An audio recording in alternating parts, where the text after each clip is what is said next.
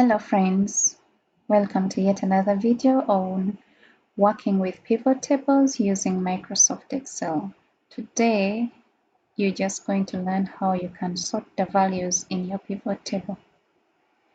So, given you have data such as this in your pivot table, and you want to sort these values, say from the highest to the lowest, you're going to have to bring your cursor here, select that, and then you right click, after which you scroll down to sort, and then you select sort largest to smallest.